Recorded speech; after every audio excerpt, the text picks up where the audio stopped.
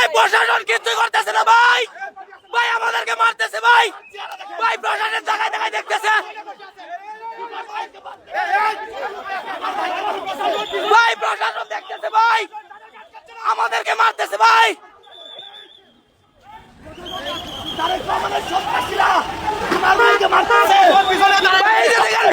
সন্ত্রাসীরা আমাদের উপর আক্রমণ করছে, প্রশাসন দাঁড়ায় দাঁড়ায় সব দেখতেছে, তারা কোনো অ্যাকশন নিতেছে না।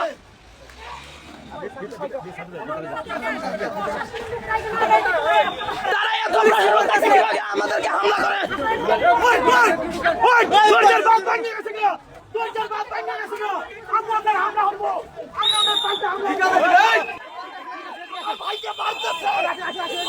তো এই কথাগুলো রাষ্ট্রের জন্য কি মেসেজ দেয়? এই মেসেজ দেয় যে এই দেশে জঙ্গির উত্থান হয়েছে, এই দেশে এই কথাগুলো মেসেজ দেয় এই দেশে সন্ত্রাসীর উত্থান হয়েছে। এই জন্য তারা মনে করছে যে এই দেশে রাজনীতি যারা করতো তারা দুর্বল, একমাত্র মনে করছে কি যে তারা দুর্বল। আর একটা গোষ্ঠী বের হয়েছে যে যত মারতে পারবো, জ্বালাইতে পারবো, মারতে পারবো, খুন করতে পারবো, গুম করতে পারবো, সন্ত্রাসী করতে পারবো, তাইলে আমাদেরকে ডরাইবো, আমাদেরকে ভয় পাবে। এই সুযোগে আমরা এই রাষ্ট্র নিয়ে নিব। জঙ্গিদের হাতে আর সন্ত্রাসীদের হাতে এই দেশ দেওয়া হবে না। সেজদা পাওয়ার মালিককে, রবের কথা মানতে হবে না? মানতে হবে না? মসজিদ হলো ইবাদতের জায়গা, মাজার হলো জিয়ারতের জায়গা, আর জিয়ারতকে বলে পূজা। আমরা কি জিয়ারত করি না পূজা করি? জিয়ারত করে কি হারাম না সুন্নত? তো সুন্নতকে যারা পূজা বলে আপনি বসে থাকেন কেন? এটা কি রাজনীতির কথা? এটা কি রাজনীতির কথা? এটা দলিলের কথা। খেপাইস না বেটা, শরীরটা কিন্তু একটা স্যাংসিঙ্গা জিদও আছে শরীর, শুধু হাসি তামসা করে দিকে মনে করছে যে আমি খুব ভালো মানুষ, আমি হকের লড়াইয়ে বাঘের বাচ্চা, আমি কাউকে ভয় পায় কথা বলি না। আগামীর বাংলাদেশ হবে ওলি আল্লাহর বাংলাদেশ, এটাই ফাইনাল হবে। কথা বলেন ঠিক কি না বলেন? যারা ওলি আল্লাহর পক্ষে আসবে আমরা তাকে সমর্থন দিব। যে রাজনীতি করেন বলেন আমরা ওলি আল্লাহর মাজার সুরক্ষা করব, তাইলে আমরা সুন্নিরা আপনাকে বিবেচনা করব। কথা বলেন ঠিক কি না বলেন? আপনারা তলে তলে এদেরকে নিয়ে জীবনের ডরে, জীবনের ভয়ে, ক্ষমতা হারানোর ভয়ে, আরে বেটা ক্ষমতা 100 বার হারাইতে পারি কিন্তু ঈমান হারাইতে পারি না। আল্লাহর ওয়াস্তে ঈমানের এই মাহফিলগুলো হলো আমাদের ঈমান ধরে রাখার চেতনার জায়গা। ঠিক কি না বলেন? এই জন্য আমার যুবক ভাইয়েরা ইবাদত করব কার? আল্লাহর। এই আওয়াজে মানি না, জোরে বলো কার? আল্লাহর। আল্লাহর জমিনে আল্লাহ ছাড়া কারো কাছে মাথা নত করা যাবে? আল্লাহ রাব্বুল আলামিন বলেন কুল হুয়াল্লাহু আহাদ আল্লাহুস সামাদ লাম ইয়ালিদ ওয়া লাম ইউলাদ ওয়া লাম ইয়াকুল লাহু কুফুয়ান আহাদ। আল্লাহ রাব্বুল আলামিন বলেন বন্ধু আপনি বলে আল্লাহু আকবার কোন কেন? হ্যাঁ বন্ধু আপনি বলে দেন আমি আল্লাহ ছাড়া কোনো ইলাহ নাই, আমি আল্লাহ হইলাম এক, আমি আল্লাহ অমুখাপেক্ষী, আমি কাহারও করে জন্মগ্রহণ করি নাই, কেউ আমাকে জন্ম দেয় নাই। ওয়ালাম ইয়াকুল লাহু কুফুয়ান আহাদ, আমি আল্লাহর সমকক্ষ পৃথিবীর কেউ। আরো জোরে বলো কেউ। এরপরে আমার আল্লাহ বলছেন ওয়াবিল ওয়ালিদাইনি ইহসানা।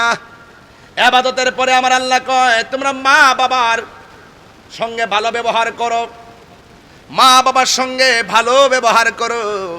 নামাজ পইরা কপালের মধ্যে দাগ ফালাইয়া তাহিরি কাছে মুড়ি ধইয়া আব্বা আব্বা করবা, বাড়ির মধ্যে বস লইয়া যাইবা, গরু লইয়া যাইবা, আর তোমার মা বাপরে কান্দাইবা।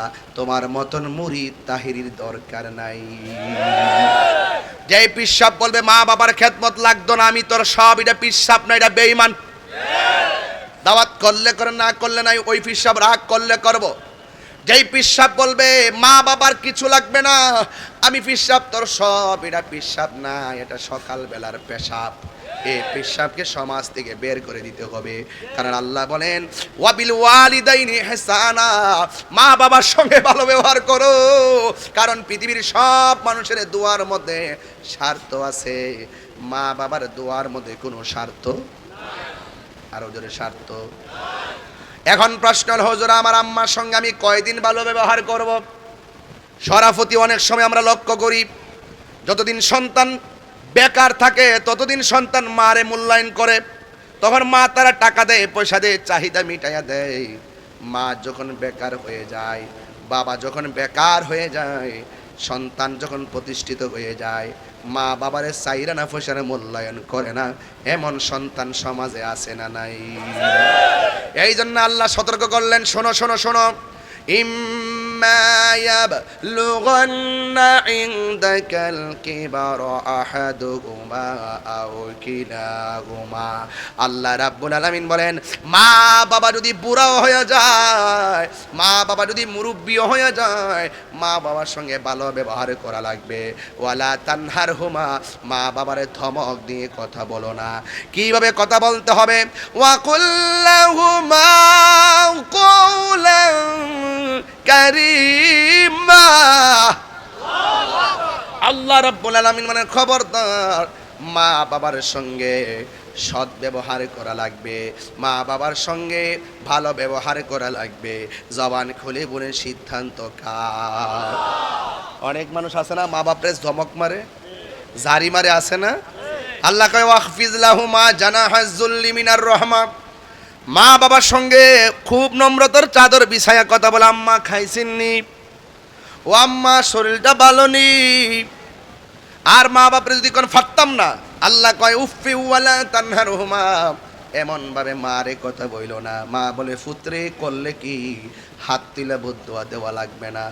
মা বাপ যদি ফুত কেমনে ফাললি আমারে কথাটা কইতি, মা বাপ যদি বলে ও ফুত কেমনে পারলি তোর মারে এই কথা বলতি, শুধুমাত্র উফ রে কইব।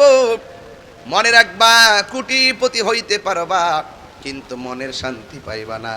আপনারা জবান খুলে কোন মা বাবার বদদুয়া লাগে কি লাগে না? সাউন্ড একটু উড়াই দাও, ঠাস করে নামাই দিছে সাউন্ডটা। আমার বন্ধুগণ, আমি বলতে চেয়েছিলাম, আল্লাহ রাব্বুল আলামিন হাবিব বলেছেন, রিদার রাব্বি ফি রিদাল ওয়ালিদাইন ওয়া সাকাতুর রাব্বি ফি সাকাতিল ওয়ালিদাইন। পিতামাতার সন্তুষ্টিতে আল্লাহর সন্তুষ্টি, পিতামাতার অসন্তুষ্টিতে আল্লাহর অসন্তুষ্টি। এই জন্য মা বাবারে কষ্ট দিয়া তাহির কাছে মুরিদ না, শুধুমাত্র মা বাবারে কষ্ট দিয়া মক্কা মদিনা গেলেও কোনো লাভ হবে না। আরো বড় করে কোন ঠিক কিনা বলেন? হ্যাঁ, এই জন্য আমার নবী, আপনার নবী বলেন, মা বাবা তোমার জাহান্নাম, মা বাবাই তোমার জান্নাত। আজকে মার কথা আমরা প্রায় মাহফিলে বলি, বাপের কথা কেউ বলি না। অথচ এই বাপটা 10,000 টাকার বেতনের চাকরিও করে না। কেমনে কেমনে তোরে পরীক্ষার ফি দিল, কেমনে কেমনে তোরে রেজিস্ট্রেশন ফি দিল, কেমনে কেমনে ফর্ম ফিলাপের টাকা দিল, কেমনে কেমনে রোগের সময় চিকিৎসার টাকা দিল, 3 বেলা খাবার কেমনে আনলো। একটা বার বুড়া বাপটারে জিজ্ঞাসা করলাম না?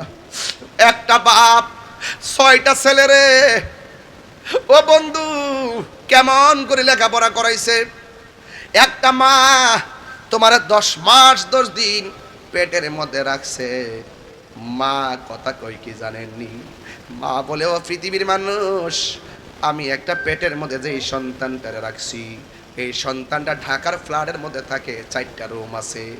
আমি একটা ছোট্ট পেটের মধ্যে তারে 10 মাস 2 দিন জায়গা দিছি, কিন্তু আমার ছেলের 4টা রুমের একটা রুমের ভিতরে আমারে জায়গা দিতে পারে নাই। এই জন্য ওই মায়ের বদদুয়া যখন লেগে যাবে, বাপের বদদুয়া যখন লেগে যাবে, এই ওয়াজ মাহফিল দিনে কোনো লাভ হবে না। এই জন্য আমার নবী, আপনার নবী বলেন, এই পৃথিবীতে 2টা মানুষের দোয়া ডাইরেক্ট পর্দাবিহীন কবুল হয়ে যায়। মা বাবা যখন সন্তানের জন্য বদদুয়া দেয়, কবুল হয়ে যায়। মা বাবা যখন সন্তানদের দোয়া করে, সন্তান বান্দা থেকে আমার আল্লাহর বন্ধু হয়ে যায়। মাহের 1 দার দুধের দাম কাটিয়া গায়ের চাম, 1 দার দুধের দাম, 1 দার দুধের দাম কাটিয়া গায়ের চাম, পাপস বানাইল ঋণ সুদ হবে না। এমন দরদি ভবে কেউ হবে না আমার মা গো, এমন দরদি ভবে কেউ হবে না আমার মা গো। জুন্নুন মিসরি কয় আল্লাহ আমার মারে আমি অনেকবার কান্দে লইয়া খানায় কাবা তাওয়াফ করছি। আল্লাহু আকবার বলেন।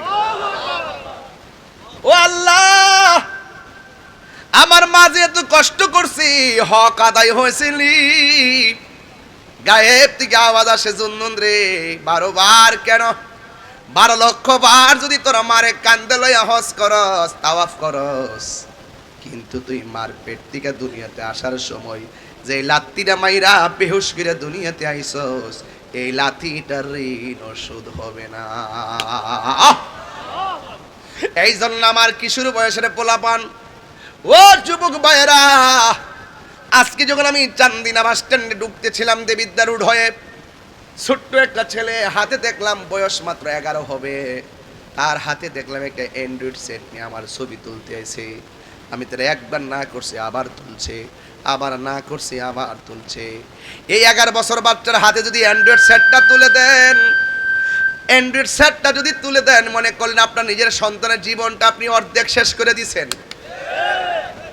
যতই কান্নাকাটি করুক, আমার সন্তান ভাত খায় না, মোবাইল না দিলে না খাইলে না খাবে, পেটে ক্ষুধা লাগলে এমনিতেই খাবে। কথা বলেন ঠিক কিনা বলেন? আপনি করে মোবাইল দিয়ে খাওয়াইতে হবে, নিজের সন্তানকে খাবারের টাইমে মোবাইলটা দিয়ে জীবন শেষ করে দিলেন। আবার রাতের বেলা ঘুমের সময় সন্তানের পাশে থেকে মোবাইলটা টিপলেন, আপনার সন্তানের জীবন আপনি শেষ করে দিলেন। হ্যাঁ যুবক ভাইয়েরা আমার, শুধুমাত্র তাই নয়, সন্তানকে আপনি যখন আড্ডা মারেন, সন্তান যেন কথাবার্তা না কই মোবাইল দিয়ে রুমে ফালায় রাখছেন, আর আপনি পাশের বাড়ির মহিলা আড্ডা মারতেছেন, মানে সন্তানটার জীবনটারে শেষ